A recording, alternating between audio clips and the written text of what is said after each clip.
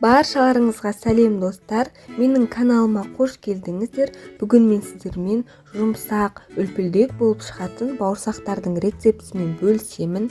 Және достар, менің каналымның дамуына өз үлестеріңізді қосып, подписация белгісін басып, комментарияға өз пікірлеріңізді жазып кетулеріңізді сұраймын.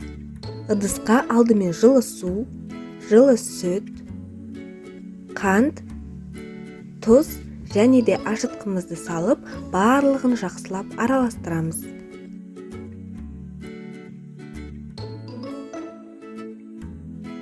Кейін бетін жауып, жылы жерге 10-15 минутқа қоямыз.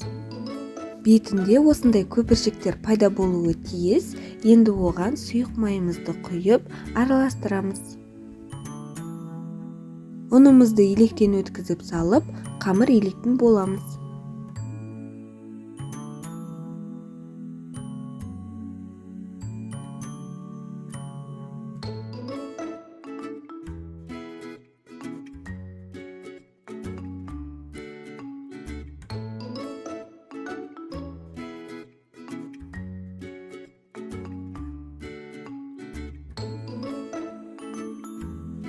Міне бізде осындай қолға жабысқақ қамыр шығады. Енді қамыр қолымызға қатты жабыспас үшін қолымызға сәл ұн сеуіп, қамырды бір дөңгелек етіп, ақырындап осылай жинаймыз. Бұл жерде қатты көп ұн қосудың қажеті жоқ, қамырымыз жұмсақ болуы тиіс. Енді қамырымызға сұйық майымызды құйып, ақырындап қолдың көмегімен илей отырып, қамырымызды домалақ пішінге келтіреміз. Бұл жерде сұйық май қосуымыздың бірден-бір себебі қамырымыз көтерілгеннен кейін ыдысқа жабыспай оңай алынатын болады. Осылай қолымыздың көмегімен қамырымызды тағы да сәл майлап аламыз.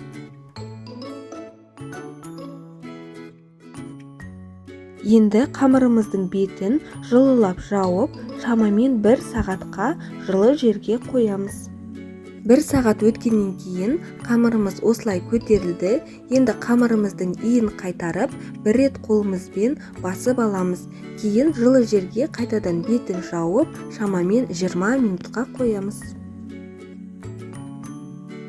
Осылай екінші қайтара көтерілгеннен кейін қамырымызды дастарханға түсіріп, оқтаудың көмегімен қалыңдығы 5-6 мм болатындай етіп жаямыз.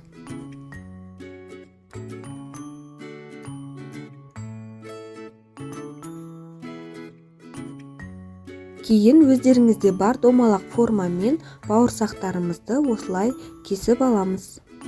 Артық қалған қиынды қамырларды біріктіріп, олардан да бауырсақ жасаймыз.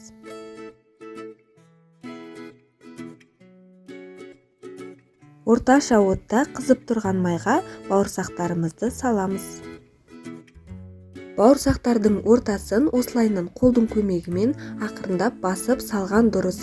Сол кезде бауырсақтардың ортасы бірден қатты үрленіп кетпей, барлығы біркелкі үрленіп, осылай жақсы пісетін болады.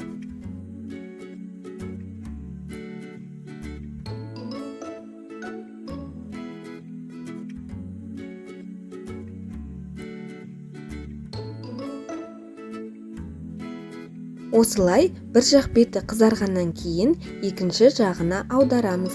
Екі жақ беті де жақсылап қызарғаннан кейін бауырсақтарымызды майдан түсіреміз. Міне достар, біздің жұмсақ, үлпілдек бауырсақтарымыз дайын болды. Міндетті түрде осы рецептпен жасап көріңіздер. Сіздерде де осындай жұмсақ, үлпілдек бауырсақтар шығады деген үміттемін. Келесі видеоларда кездескенше сау болыңыздар.